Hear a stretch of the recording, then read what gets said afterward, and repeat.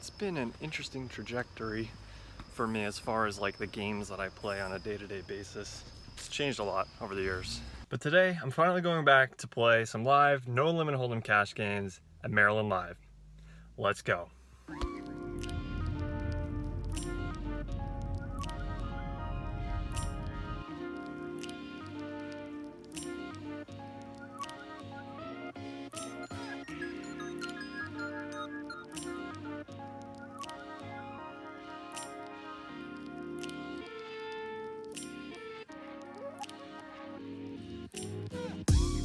Sorry, I'm getting used to my iPhone and there's 3 lenses, so I mean, just, is that the right one? How about that one? How about that one? Okay, at least after this video I'll know which lens to look at. Getting into this 2-5 session at Maryland Live, I actually got to play with a buddy of mine, Zach Hoke. You may remember him from the controversial episode, Forget Mike Postle. Is Zach Hoke the 1-3 god of No Limit? The god of 1-3? Forget Mike Postle. Just kind of nice to have a friend when you're playing. I mean, it's obviously always a little bit weird to play with people that you don't particularly want to take their money in a casino game. Much more accustomed to this in a home game atmosphere, but still, it's just one person in, you know, like 8 other players at the table, so can't really be that bad. Although, scrolling through my notes here, I think like half of these hands are against him. All right, well, let's just go on and get into some of these hands against Zach. In this first hand, I'm sitting on $800. Again, we are playing 2-5 no limit. Middle position raises to 20. The hijack calls, the button calls, and I'm in the small blind with red pocket deuces. Unless the big blind super squeeze happy, I think we have a pretty clear just call here. The flop comes out 10-7 deuce after the big blind calls, and this is pretty much exactly what we want. It's rainbow. We have a pretty disconnected board and a lot of players in the hand who could have connected with, you know, one pair or something like that. Checks all the way to middle position, who's the original raiser, and he c-bets $60. Hijack calls, and at this point, definitely have an option here. I think we could just call. It is a dry enough board that I think that's reasonable, but I also, you know, a lot of people sort of know who I am at this casino. I think I have a little bit of a reputation, so I think it makes sense to fast play some hands like this when I would have some bluffs in this instance as well. Some things like open-ended, gutters, you know, things of that nature. So I go ahead and bump it up to $220. Middle position thinks for a long time, but ultimately folds, which is not usually a good sign. He's kind of the one I'm expecting or hoping to get action from when he c-bets into so many players. But he lets it go, and the hijack actually makes the call. So we go heads up to a turn, which is the 5 of diamonds. So pretty much a total brick. I don't have a ton of money behind relative to what's in the pot. So I consider going really small here and setting up a small river jam. But I just think that, especially when the turn puts a flush draw out on the board, we can probably just stick the money in now. So I go ahead and jam my roughly $560, and hijack tanks, but calls. So when he tanks and calls, this is great news. Maybe we don't want to get snapped, I guess, but when he tanks for a bit and then calls, definitely happy with it. And the river, 10 of spades, shouldn't do much damage to us. Gives us a boat, and pretty much only losing 2 7s and 10-7 now. I turn it over, and my hand is good. So off to a nice little start here, and moving on. Haven't played our hands with Zach yet, but they're coming. Well, they're coming. This next hand, we've got 1.5k in the stack. Under the gun opens to 20. The cutoff, the button, and the small blind call, and I'm in the big blind with, you guessed it, red pocket aces. We have a very clear 3-bet here. There's no reason not to. So I go ahead and make it $120. Typically, this size is going to be enough to narrow it down to just me and the original caller. Often it will just take it down pre. Occasionally you'll get 2 calls. But this time, everyone calls. So pretty weird. We go to this flop, 1, 2, 3, 4, 5 ways. So $600 in the middle, roughly, give or take, with the rake. Flop comes out, Jack 3 deuce, and it's just, there's so much money in the pot, and pretty much everybody's got between like $400 and $800. So the SPR is basically tiny. I probably wouldn't have a lot of bluffs here. The bluffs I would have would probably be flush draws. So for the most part, all of my hands are willing to get it in on this board that I choose to c-bet.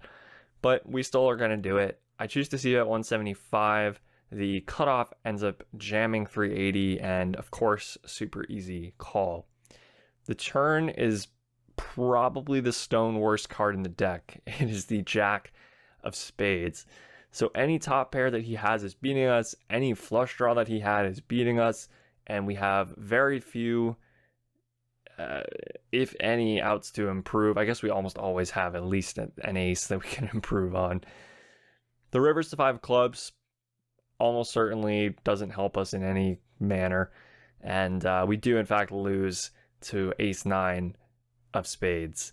So kind of rough one there. I do kind of get the cutoff calling, but it would make more sense if he was like the 3rd or the 4th caller of the 3-bet rather than the 2nd. But at the same time, can't really complain about getting this level of action. In this next hand, I've got 1200 in front of me. Early position raises to 15. The hijack calls, the cutoff calls, and I'm in the button with Jack 10 offsuit. Very often this is going to be a 3-bet or fold for me, but with a smaller open size and honestly probably just a little bit of like loosey-goosiness in me from being on a fun table, I decided to just call along as well. The big blind calls too, so we go again pretty multi-weighted this flop. I think 5 ways, maybe 4 ways. Anyway, the flop comes down, queen 10 8 two-tone. So we flop second pair and a gutter. Checks around to me, and I think you could make a case for betting here, kind of deny some equity, but I also think at least some players in this hand could potentially check raise. That would kind of suck to get blown off of our equity, so I choose to just check it back and see what happens on the turn. The turn is a 6 of hearts, and early position now bets 15. So this is a pretty interesting bet. I think that it is very obviously not a very strong hand. Like, I think it's very face up as being a pretty thin value bet, or just a kind of weird bluff. Could even be like an ace high type gut shot. And I think because it's so obvious, when the hijack now makes it $90, he doesn't necessarily have to really have anything. The hijack is a reg, and he's very capable of bluffing here. And I think I should pretty often fold. My hand's just not going to be able to stand, a river bet all the time, and it's going to be pretty hard to navigate the river. And there's a lot of bad cards. But in this exact dynamic where this bet size is so face up, the 15 and then the 90, it just looks like it's taking advantage of it. I decided to call here and see what happens on the river. Early position folds behind us, just as expected, and we go heads up now to the river. The river is a deuce of spades, and the hijack now bets $210. I don't really think that we can change the plan now. If I call the turn expecting that he's going to be really bluff happy and that he's going to potentially have a lot of, just pure air on the river, I think we have to continue now. So I do make the call. He says, "You're good." Always the words we want to hear when we're calling super light. I turn it over, and we do get a little berated, which is probably fair. I probably deserve that one. So even though Zach Hoke was the early position player in that previous hand, I don't know if that really qualifies as us playing a hand together yet. In the end, we end up getting involved with a lot of hands with other people first. I think he's maybe a little bit stuck. So we end up just deciding to blind flip for $200. We get our cards, but don't look first. We see the flop first, and it comes out ace 6-5. The turn is a king, and we decide to expose one card each. He shows the 3 of clubs, and I have the 6 of spades. So pretty brutal one for him to see under me, because I've already basically got him in really bad shape. He can really only have an ace or king underneath, or maybe connect with the river card, I guess, with a higher pair, but it's looking good for us. The river is the queen of clubs. I peel my last card, and it is the Ace of Hearts. So he literally can't win. We don't get to see his last card. And we scoop in this blind flip. A lot of skill in these blind flips. If you liked watching me blind flip, by the way, check out the other videos in which I blind flipped for several $100s.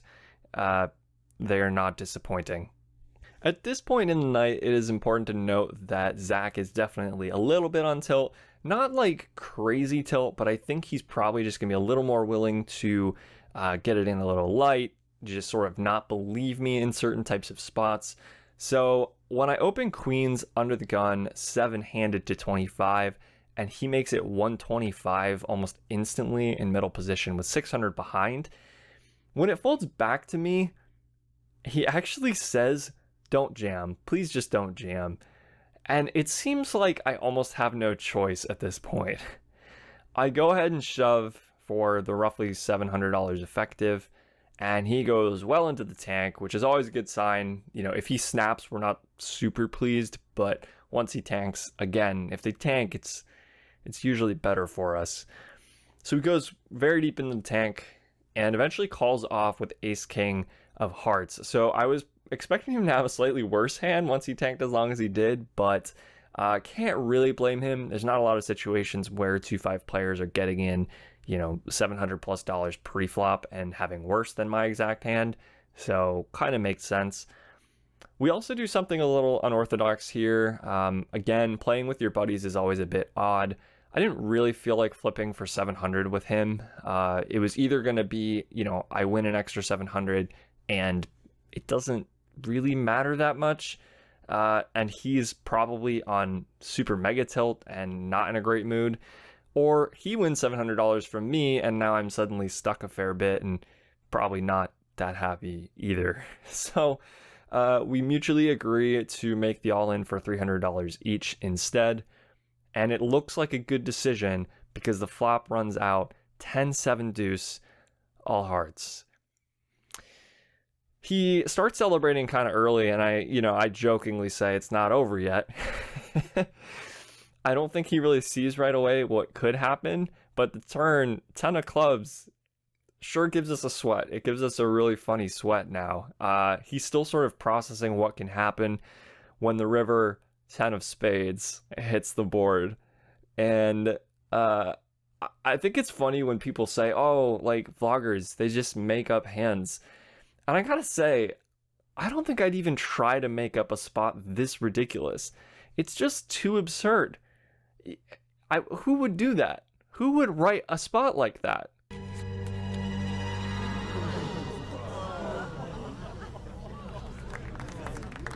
Okay, maybe I stand corrected. In this next hand, I'm sitting on a $2,000 stack. Zach limps in from early position, the cutoff limps, the button limps, small blind calls, and I'm in the big blind with 8-6 of spades, and very, very happily check my option. The flop comes out pretty connected for us. It's Ace-King-6 with 2 spades, so doesn't get too much more connected than that. It checks to Zach, who goes ahead and bets $25. Folds to the small blind, who calls, and we have an interesting decision here already. Zach's limping range could be involving any number of hands, and I don't necessarily think I represent a whole lot of this board. The only hands that I can really represent are things like Ace-6, King-6, and maybe pocket sixes. All of the other strong types of hands I would probably have either, led the flop with, or certainly raised pre-flop with, and even hands like Ace-6 and King-6, I'm pretty likely to just lead the flop. So I decide to call rather than check raise and just kind of see what happens on the turn. Obviously, I have a mountain of equity. The turn comes a relative brick, it's the 10 of diamonds, checks to Zach once again, and he bets $35. The small blind now folds, and here I think is a much more interesting decision point. We could certainly check raise now. I think that would be perfectly reasonable.